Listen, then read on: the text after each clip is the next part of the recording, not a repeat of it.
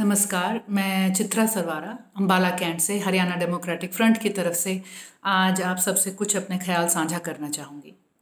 हाल ही में गलवान वैली की एक मुठभेड़ में हिंदुस्तान के वीर सैनिक शहीद हो गए।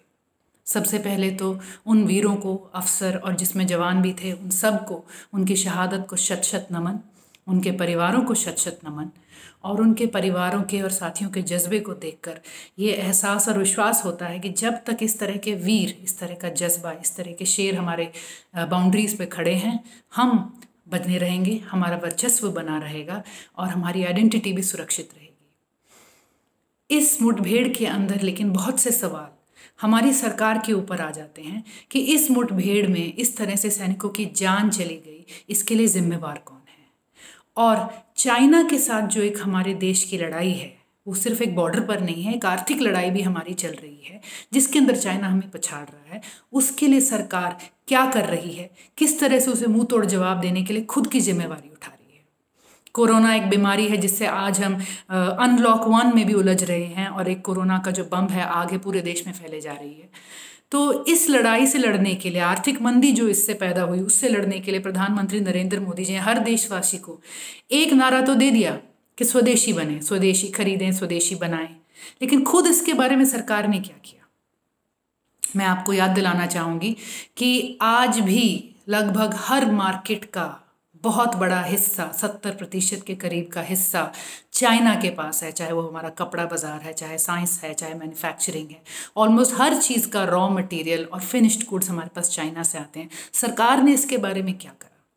व्हाट्सएप पे बहुत से मैसेज चल रहे हैं कि अगर हमें चाइना को हराना है तो सिर्फ बॉर्डर की लड़ाई पे हमारे वीरों को शहीद नहीं होना होगा, हमें अपनी आशाओं को भी थोड़ा शहीद करना पड़ेगा। और वो सस्ता और अट्रैक्टिव जो चाइनीज़ माल आ रहा है उसे अगर हम खरीदना बंद कर देंगे तो हम कहीं ना कहीं चाइना को हरा सकते हैं। और यही सोचकर भोली भाली जनता सोच रही है कि शायद कुछ दिवाली की लड़ियाँ और दिए अगर हम नहीं खरीदेंगे तो चाइना को एक आर्थिक झटका लगेगा।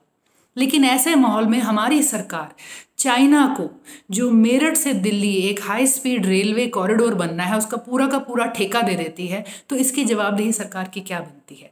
क्या इस मामले में सरकार को स्वदेशी और आत्मनिर्भरता समझ नहीं आती? कितनी लड़ियां हैं जो हम ना खरीदेंगे तब जाकर उतना पैसा जुड़ेगा जो एक कॉन्ट्रैक्ट में चाइना को दिया जा चुका है। बैंक ऑफ चाइना आज हिंदुस्तान में अपनी ब्रांचें खोल रहा है, इसकी सरकार की जवाबदेही कहाँ है? सरकार कहाँ दिखा रही है कि वो भारतीय के साथ खड़ी है, भारतीय मैन्युफैक्चरर के साथ खड़ी है, भारतीय सैलानी के साथ खड़ी है?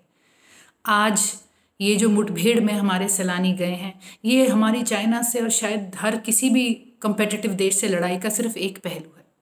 और इस शहादत में भी सरकार को उनके परिवारों के साथ खड़े होकर, उनका जो बलिदान है इसके साथ खड़े होकर सरकार को जवाब देना चाहिए।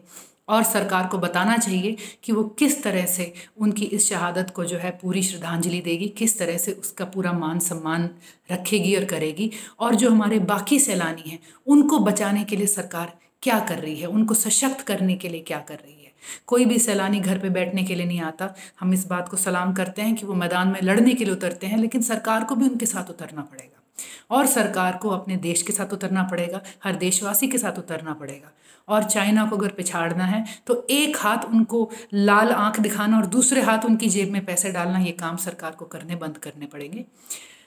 एक बार फिर हमारे शहीदों को नमन। और हमें बहुत दुख है और हम आशा करते हैं कि किसी भी तरह से ये जो टेंशन एस्केलेट हो रही है, इसे कोई भी दुनिया का देश अफोर्ड नहीं कर सकता, इसे बढ़ने नहीं दिया जाएगा।